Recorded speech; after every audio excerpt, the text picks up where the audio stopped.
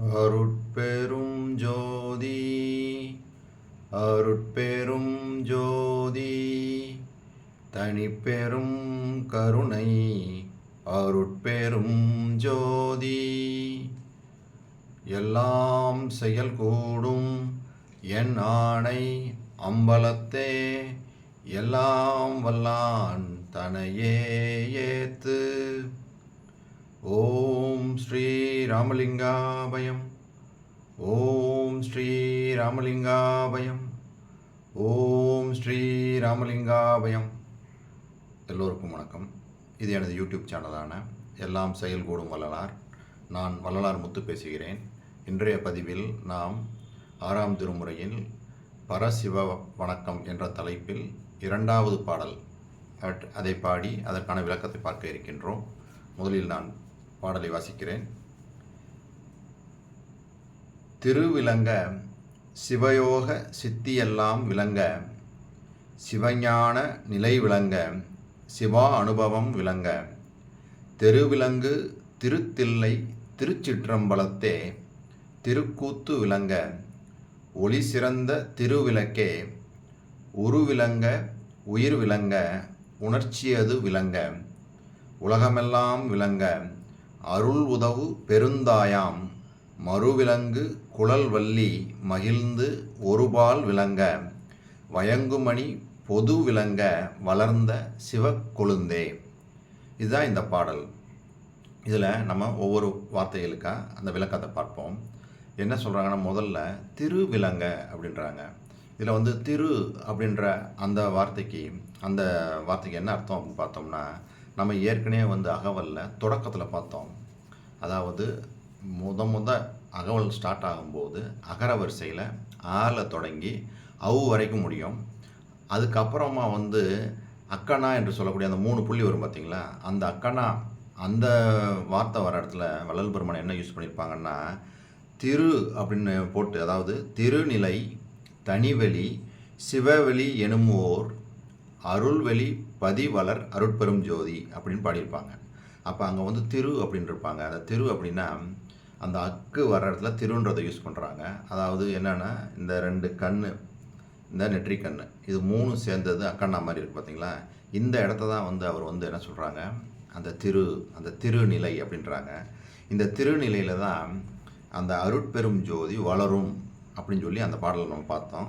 அதே மாதிரி இன்னொரு பாடல் கூட அகவல் வரிகள் 949 950 ஒரு நிலை இதுவே உயர்நிலை எனும் ஒரு திருநிலை மேவிய சிவமே சிவமே.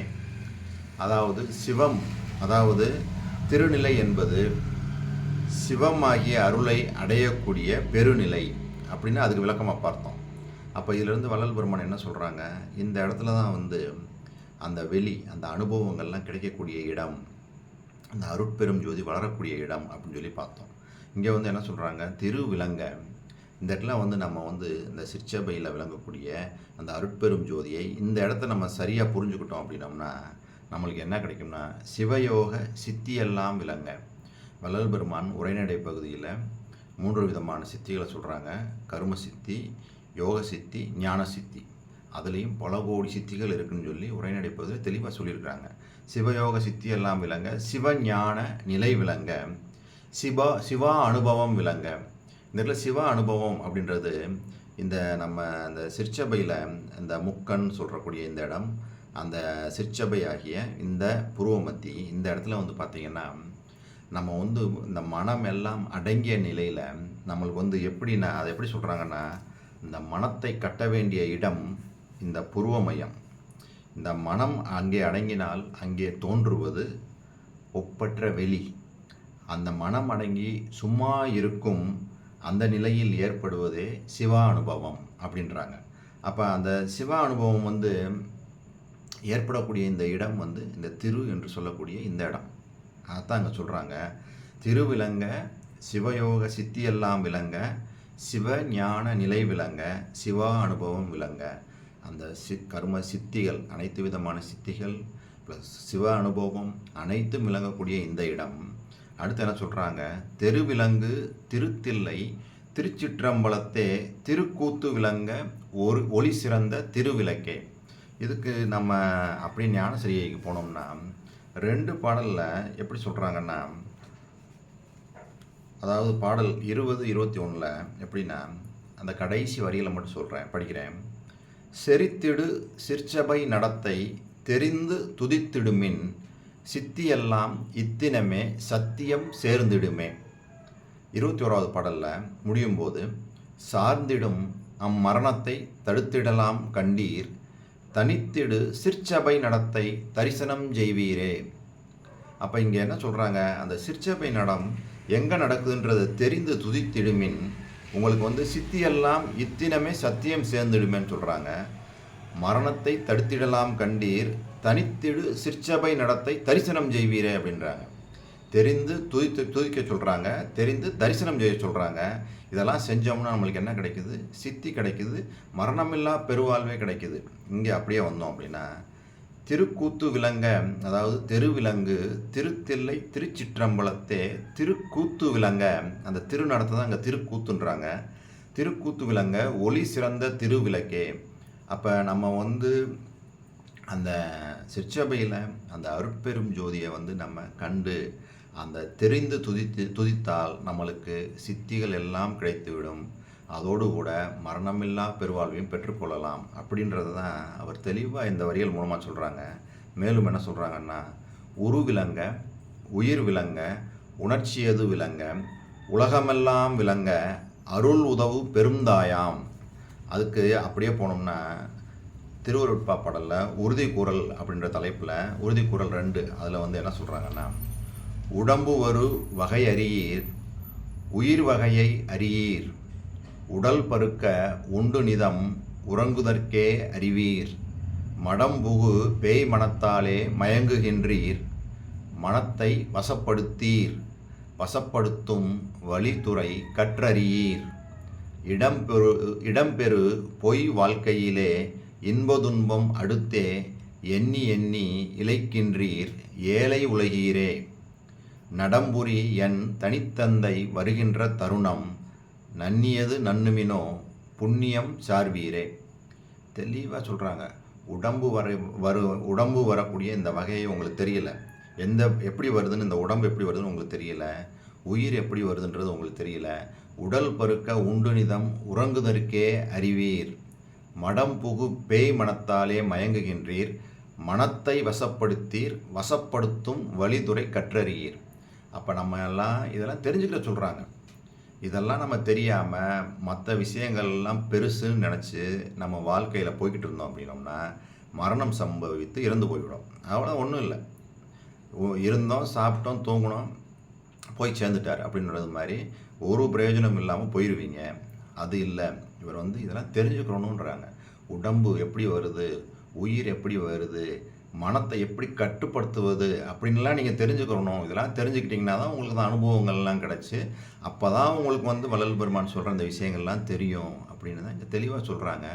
அதுக்கு தான் நம்ம ஏற்கனவே தொடக்கத்திலே பார்த்தோம், அந்த சிவ அனுபவம் ஏற்படுன்றது அந்த சிற்சபையில் மனம் அற்ற நிலையில், மனமெல்லாம் கட்டுப்பட்டு மனம் அற்ற நிலையில் நம்மளுக்கு அந்த சிவ அனுபவம் தோன்றும் அப்படின்னு சொல்லி தான் பார்த்தோம். அப்போ அந்த மாதிரி ஒரு அனுபவங்கள்லாம் ஏற்படும் போது தான் நம்ம அருட்பெரும் ஜோதியை தெரிந்து கொள்ள முடியும், அந்த சிற்சபை நடத்தை தெரிந்து கொள்ள முடியும். அதெல்லாம் நம்ம தெரிஞ்சுக்கிட்டாதான் நம்மளுக்கு மரணம் இல்லா பெருவாழ்வு கிடைக்கும். அப்படி இல்லாமல் உடம்பு எப்படி வருது, உயிர் எப்படி வருது, இந்த மனத்தை எப்படி கட்டுப்படுத்தணும்னு தெரியாமல் நம்ம சுற்றிக்கிட்டு இருந்தோம் அப்படின்னோம்னா நாம் வீண் போயிடுவோம். அதைத்தான் இந்த வரிகள்னு சொல்லுது. உரு விளங்க உயிர் விளங்க உணர்ச்சியது விளங்க உலகமெல்லாம் விளங்க அருள் உதவு பெருந்தாயாம். இதையெல்லாம் கொடுக்கக்கூடியவர் அந்த கருணையே வடிவான அந்த கடவுள். அவரை நம்ம இடைவிடாது இந்த புருவ மத்தியத்திலேயே நம்ம என்ன பண்ணணும், இடைவிடாமல் தூசிக்கணும். அதான் முதல் பாடலில் பார்த்தோம்ல, எல்லாம் செயல் கூடும் என் ஆணை அம்பலத்தே எல்லாம் வல்லான் தனையே ஏற்று. விடாமல் நம்ம அங்கேயே பக்தி செஞ்சிட்ருக்கணும், ஒரு சன நேரம் கூட மாறக்கூடாது. அப்படியே நம்ம இருக்கும்போது நம்மளுக்கு இந்த விஷயங்கள் எல்லாமே தெரிய வரும். இதெல்லாம் நம்மளுக்கு தெரிய வரும்போது அப்போ தான் நம்ம அந்த உண்மை கடவுளை உணர்ந்து அந்த மரணமில்லா பெருவாழ்வில் வாழ முடியும். சரி, கடைசியாக என்ன சொல்கிறாங்க, மறுவிலங்கு குழல்வல்லி மகிழ்ந்து ஒரு பால் விளங்க வயங்குமணி பொது விளங்க வளர்ந்த சிவக்கொழுந்தே. இதை படிக்கும்போது வள்ளி, சிவக்கொழுந்து இந்த இதெல்லாம் படிக்கும்போது சைவ சமயத்தில் உள்ள அந்த கடவுளை சொல்கிற மாதிரி தோணும். ஆனால் அது அப்படி இல்லை. ஏன் அப்படி இல்லை அப்படின்னா, அப்படியே நம்ம அம்பலவாணர் வருகைன்னு நம்ம ஏற்கனவே போன பதிவில் பார்த்தோம். அதில் ஆரம்பிக்கும்போது இப்படி தான் ஆரம்பிக்கிறாங்க. வாரீர் சிதம்பரவல்லி சிவகாமவல்லி மணாளரே வாரீர் மணிமன்ற வாணரே வாரீர் அப்படின்னு சொல்லிட்டு அடுத்த வரி என்ன சொல்கிறாங்க, அருட்பெரும் ஜோதி என் ஆண்டவரே திரு அம்பலவாணரே வாரீர் அன்புடையாளரே வாரீர் அப்படின்னு சொல்லிட்டு அப்படியே போகிறாங்க. அப்போ அவருங்க சொல்ல வர்றது அந்த அருட்பெரும் ஜோதி, அம்பலத்தில் விளங்கக்கூடிய அருட்பெரும் ஜோதியை தான் சொல்கிறாங்க. அப்போ இதிலேருந்து என்ன தெளிவாகுது அப்படின்னா, நம்ம அந்த சிற்சபையில் அந்த உள்ள நம்ம என்ன பண்ணணும், அந்த அருட்பெரும் ஜோதியின் திரு நடத்தை காண வேண்டும். அது எங்கன்னு தெரிஞ்சு துதிக்க சொல்கிறாங்க. அது தெரிஞ்சு நம்ம அதை காண வேண்டும். அதை பார்த்தா தான் நம்மளுக்கு மரணமில்லா பெருவாழ்வு, அதை நோக்கிய பயணமாக தான் நம்மளுடைய பயணத்தை நம்ம அமைச்சுக்கிறணும் அப்படின்றது தான் இந்த வரிகள் மூலமாக சொல்ல வராங்க. இதுவரை பொறுமை காத்து எனது வீடியோவை பார்த்த உங்களுக்கு கோடான கோடி நமஸ்காரங்களும் நன்றியும். அடுத்த பதிவில் நம்ம இந்த பரசிவ வணக்கத்தில் 3வது பாடலான அந்த அன்பை பற்றி சொல்கிறாங்க. மிகவும் அருமையாக சொல்லிட்டு வராங்க. அது என்னன்றதை அடுத்த பதிவில் பார்ப்போம்.